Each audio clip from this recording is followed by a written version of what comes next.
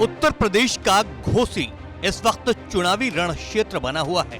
2024 के लोकसभा चुनाव से पहले जिसकी चर्चा इन दिनों जोरों पर है वो है घोसी विधानसभा उपचुनाव। घोसी को जीतने के लिए सियासी दल मंथन कर रणनीति बनाने में जुटे हैं। चुनाव की तारीख का ऐलान होने के कुछ दिन बाद सपा ने भी इस सीट के लिए अपने पत्ते खोल दिए हैं। दरअसल सपा की तरफ से जिस नाम की चर्चा सियासी गलियारों में चल रही थी उस पर अखिलेश यादव ने अपनी मुहर लगा दी और सपा की तरफ से पूर्व विधायक सुधाकर सिंह को चुनावी मैदान में खड़ा कर दिया। हालांकि अब चर्चा यह है कि सपा ने आखिर सुधाकर सिंह को ही टिकट क्यों दिया, जिसे कभी पार्टी ने घोसी सीट से ही दरकिनार कर दिया था। उसको टिकट देने के पीछे अखिलेश यादव का मकसद क्या है, इन सब पर गौर करने से पहले आप ये जान लीजिए कि आखिर सुधाकर सिंह हैं कौन और उनका राजनीतिक इतिहास क्या रहा है, जिस पर अखिलेश यादव ने अपना सबसे बड़ा दांव चला है।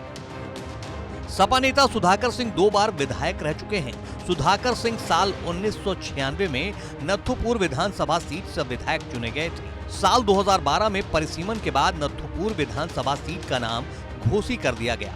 साल 2012 में हुए विधानसभा चुनाव में सुधाकर सिंह एक बार फिर विधायक चुने गए थे। साल 2017 में हुए विधानसभा चुनाव में सपा की तरफ से घोसी सीट से सुधाकर सिंह दोबारा चुनावी मैदान में उतरे थे, लेकिन उन्हें बीजेपी के फागू चौहान से हार का सामना करना पड़ा था। जुलाई 2019 में फागू चौहान को बिहार का राज्यपाल बनाया गया तो घोसी विधानसभा सीट खाली हो गई और यहाँ उपचुनाव हुई। इस उपचुनाव में सुधाकर सिंह निर्दलीय प्रत्याशी के तौर पर चुनाव लड़े, लेकिन बीजेपी के विजय राजभर से मात खानी पड़ी और चुनाव हार गए।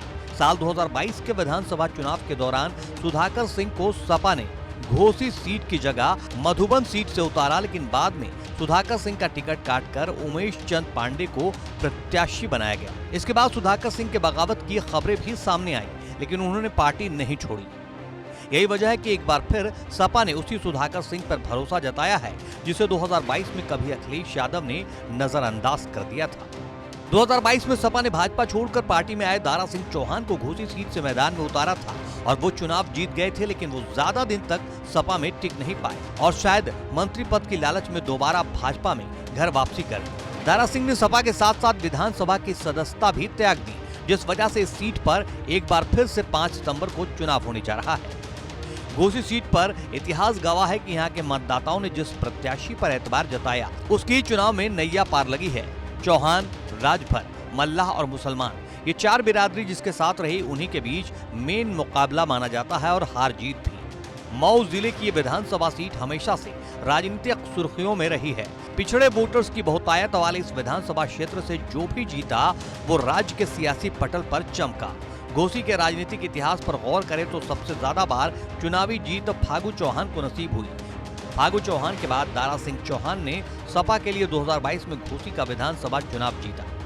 यानी उम्मीदवार बदल गया, लेकिन चौहान वोटर्स ने अपना मुंह नहीं त्यागा। ऐसे में ये देखना दिलचस्प होगा कि क्या घोसी चुनाव दारा सिंह चौहान वर्सेस सुधाकर सिंह होता है।